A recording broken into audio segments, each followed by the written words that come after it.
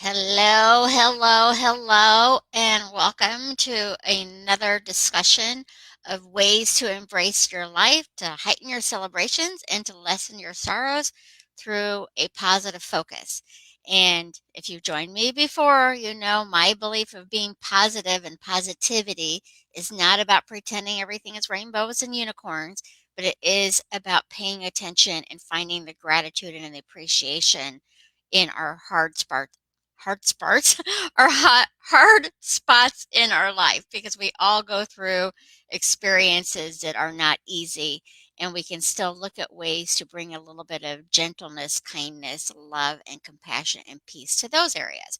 So let me know where you're joining me from. I am Carol C. Miller, your positive impact coach, peace activator, and global hugger, coming to you from a chilly, rainy Chicago, Illinois today.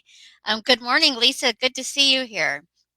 So today, what I wanted to talk about last Tuesday, I'm dedicating to being here every Tuesday and Thursday in the community and on Positive Focus Community. And Omar had asked the question on how can you be kind to your ex or remain kind to your ex. So I really wanted to discuss kindness because my top four values that I teach, I coach, I speak, I live personally on are love, kindness, compassion, and peace. And I know that the more that I embody it myself, the more that it'll ripple out to other people. And that's what we focus on, is to how we can be that best self and bring that out to the world. Being your best self also means being gentle with yourself when you're not being your best self. So today we're going to work on kindness. And what does it mean? How do you do it? Do you say you're always kind? I would encourage you to look at how often you use the words always and never. Um, I've made kindness a daily practice for many years now, and I am certainly not always kind. Generally, my unkindness is towards myself, and most often it comes in my thoughts. I'm very careful with the words and actions I use because I know words are powerful. So I don't often use unkind words, but I do have unkind thoughts a lot. So that's something that I focus on. Good morning, Vicki and Sylvia. And oh, I hope I'm saying this right. Lija. Good to have you here from the Netherlands. Nice. And I know Sylvia is in London. Vicki, I believe you're in California. And Lisa, I believe you're in Ohio.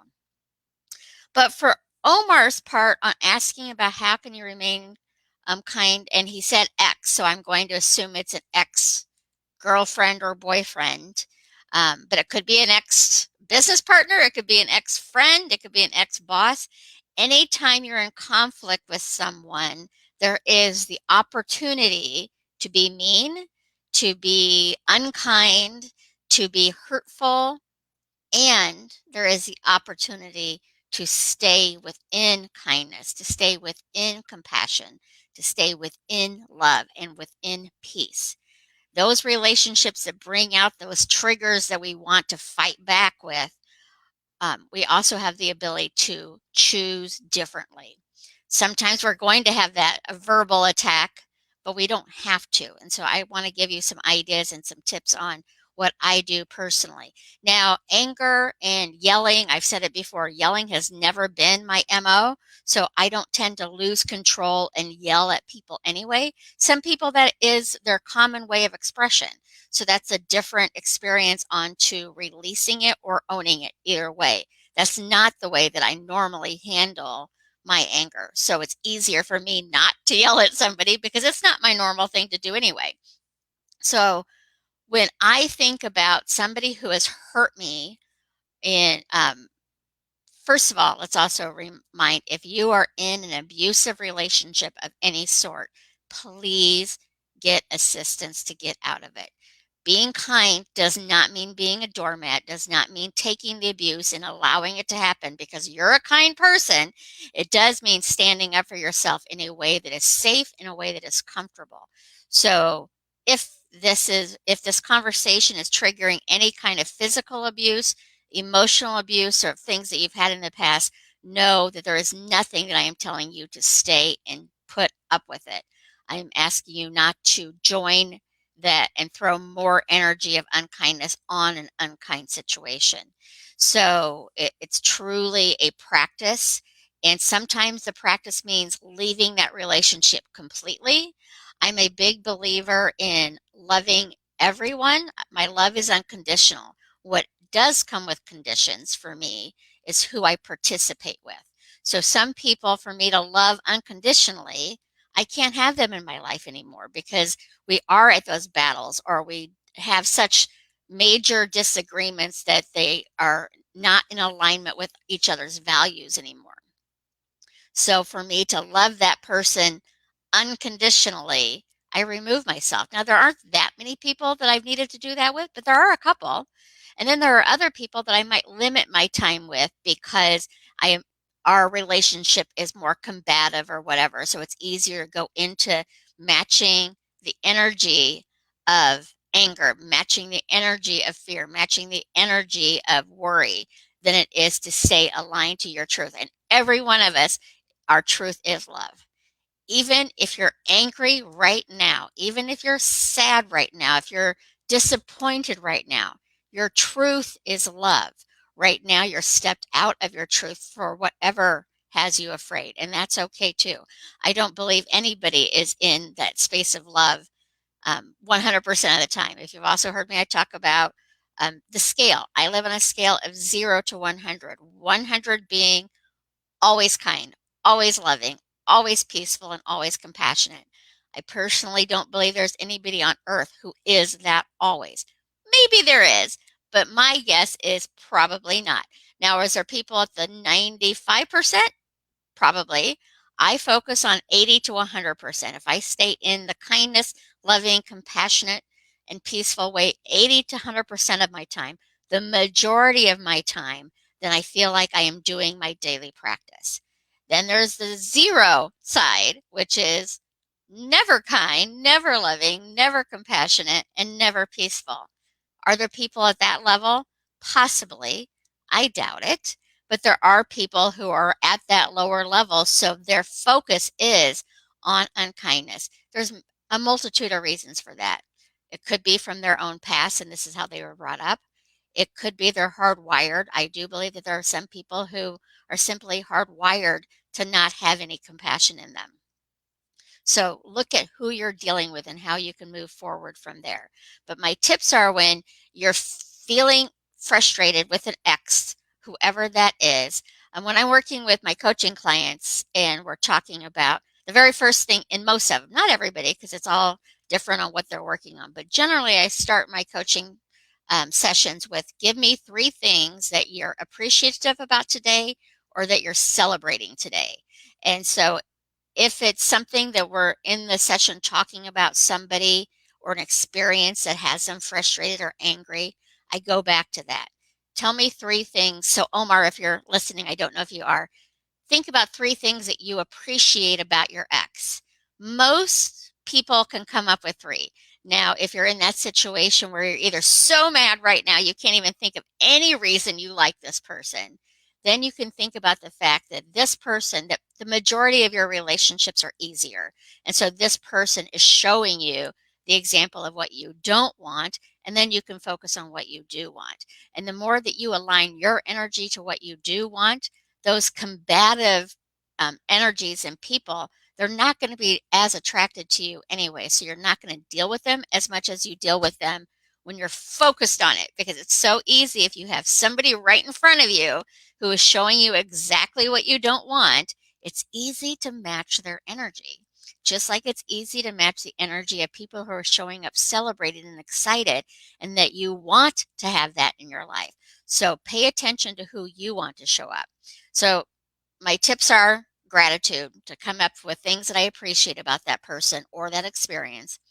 I have yet to come up with a time that I can't come up with some. Sometimes it takes me a little bit of time to figure out what I appreciate about them. And often that appreciation is they are showing me who I don't want to be. Like I can appreciate that fact as well. So when I get into appreciation, that dissipates and lessens my anger. It may not make it completely go away, but it certainly takes some of the power out of it. The kind of the the wind out of the sails, so to speak.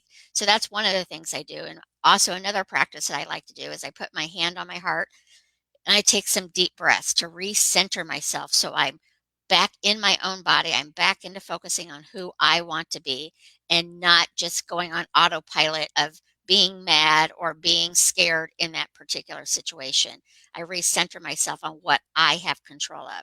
So, Omar or anybody, we don't have control of our exes. We don't have control of our loved ones. We don't have control of our bosses or our family or friends, but we do have control of us on how we're going to maneuver through the situation. When you make a knee jerk reaction, you're reacting to it rather than responding to it. So when you take those deep breaths and think about who you want to be right now and who you want to be might be to speak up against whatever is unkind being said to you, but from a space of clarity, from a space of compassion, and from a space of wanting that person to hear you. If somebody is yelling at you, you most likely have shut down and you're not even listening because you've gone into defensive mode. So when you're wanting somebody to hear you, think about what you're about to say. Would you want it said to you?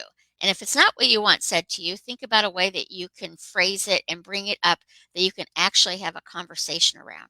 Now, again, not everybody you can have conversations with. There are people that you need to eliminate from or lessen your time with. This is not a one size fits all for anything. You need to feel your way through it on what's going to work for you. But you still have the ability, regardless of what's going on, to remain in your own space of kindness and compassion. One of my favorite mentors is Denise Lynn, and she's been a teacher. I don't like 50 years now, something amazing. And one of the things that she said within the last few months is regarding people who have hurt her.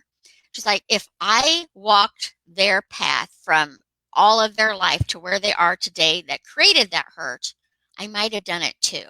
So it's not excusing the behavior of the unkind action. It's not making their behavior okay or right, but it is finding some empathy and compassion to know that something within them is hurt enough to hurt you. Again, there's consequences to unkind actions. I'm not remotely telling you that what is happening for Omar from the ex if they're being unkind, but I am saying that you still have the ability to not match their energy of hurt, to not match their energy of unkindness, to not match their energy of lack of peace and lack of compassion. Takes practice, but you can do it. And when you take some deep breaths, you're giving yourself that space to think before reacting so you can respond instead of react. Sometimes you may want to respond hours later. Sometimes you might want to respond days later. Sometimes you might want to respond by writing a letter and then shredding it, but it still gets it out of your body. You need to figure out what's going to be best for you and whoever you're dealing with. But know that there are some people who aren't ready to hear what you need to say, and you can't make them hear it. Darn it, wouldn't it be nice if we could make people listen to us the way we want to be heard?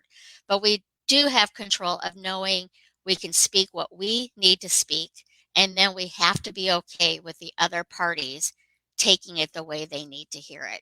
It's not easy, it takes practice, but the more you practice remaining in a space of love, remaining in a space of kindness, compassion, and peace, the more others aren't going to be able to affect you to begin with. And the quicker you're going to be able to go back into that space because you've practiced it. It won't feel good to be angry when you've been having a daily practice of kindness. It won't feel okay to be frustrated when you've had a daily practice of compassion. So the more that you practice those things, the quicker you're going to go back into them. Hi, Mark. Melbourne, thank you for joining me, and good morning, Anna. I'm not sure where you're joining from, but I'm so grateful to have all of you here. And I wanted to leave you with a couple of quotes because I'm a words person. So I have looked up kindness quotes for several years now, and I've used these before, but there are three that I really, really like. So I wanted to share them. The first one is constant kindness can accomplish much. As the sun makes ice melt, kindness causes misunderstanding, mistrust, and hostility to evaporate. Albert Schweitzer. Now, I would like to add with that one the same thing. It helps it evaporate from you, and it will probably penetrate the other people that you're dealing with, but you can't control how they handle it.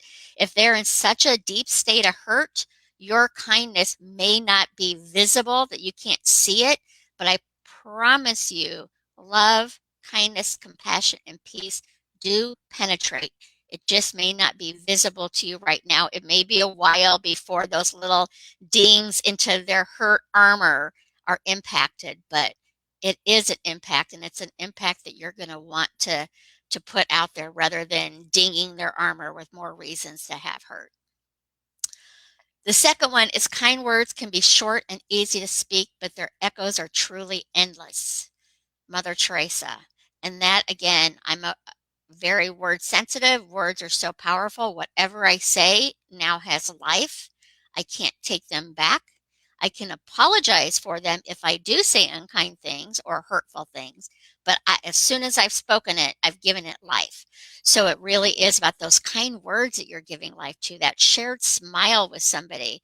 You just never know how small an act of kindness can truly change somebody's lives. When I've been doing free hugs for these 12 years, it's amazing how many people I've had come up to me and say that they haven't had a hug in weeks and how that has really helped them.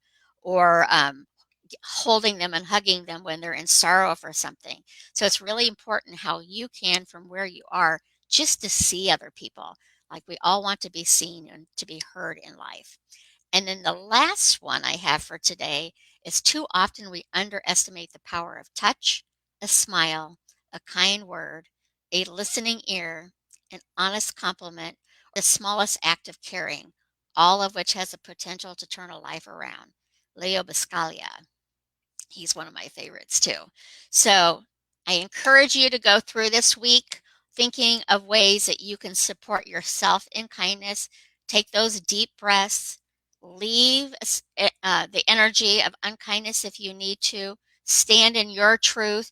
Do what you can not to throw fire on the unkind fire. And if you do, because it's going to happen, be gentle with yourself. It's a daily practice, and the more you practice it, the easier it becomes. The more you practice it, when unkind things come your way, you're going to be able to go into compassion and see what possibly is behind it. Again, it does not mean it's okay, and it doesn't mean it's right for people to be unkind, but it does mean more than likely they are carrying a lot of hurt within themselves and they're spewing that hurt out at you. So do what you can not to add more hurt to that fire. Do what you can to be gentle with yourself when you do go into hurt and react from your own hurt. Try to listen to your heart. Try to listen to other people's heart, and just be gentle with yourself. The more that we can be a little kinder, a little gentler, a little bit more loving, kind, and compassionate, and peaceful, the easier your days will be. It will absolutely, this is something I will promise you, even though I'm not always a never person, when you get a daily practice of love, kindness, compassion, and peace, your celebrations will be heightened and your sorrows will be lessened. We're still going to have sorrows, that's part of life. But the more you focus on coming from that space of love, kindness, compassion, and peace, the easier it will be to get through them. So I hope that helps you think of ways to deal with your challenging people in your life. And I will add, it's also for me, I don't believe that if I had no challenges, I think it would be easy to start taking things for granted too. So if you're able to see those challenging people, the challenging experiences as a reminder that you get to focus on what you want rather than focusing on what you don't want. It's easy to focus on what you don't want when it's right in front of you, then it adds to an appreciation level there. It gives you the choice to choose how you are going to show up today. If you show up in unkindness, I really think if you really, really paid attention, you're going to realize how unkind you are to yourself daily in your self talk. So be gentle with yourself, work on kinder thoughts for yourself and others, work on kinder words for yourself and others, and work on kinder actions for yourself and others, and see how those daily practices start to shift your life into a gentler place to be, because we want to be seen, we want to be heard, we want to know we matter, and all of those live in kindness. If you have something else you'd like me to talk about next Tuesday or Thursday, to bring a little bit more kindness, compassion, love, or peace to your question, drop it in comments. I'd be happy to consider it, and always looking for different people to bring on to share their messages of how they've gone through some type of challenge and how they've gotten to the other side of it too. So take care. Have a wonderful rest of your Thursday. Amazing weekend. I know in the US it's Mother's Day weekend. I don't know if where else in the world is celebrated this Sunday. For many people, Mother's Day is a beautiful experience to honor their mothers. For others, it may be the first Mother's Day without their mothers here on earth, and it's a hard day. For others, it may be they didn't have a mom in their life, or they had a mom who came from their own hurt so much, they weren't the mom that you wanted. So be gentle with yourself, however you're experiencing Mother's Day, whether it's a celebration or it's a sorrow. You are very much loved and deserving of that love. So enjoy the rest of your day and this weekend. I will see you on Tuesday. If you're within my Embrace Your Life community, I'll see you on Monday. And remember, you matter to me, you matter to the world, and most importantly, you matter to you. So long for now.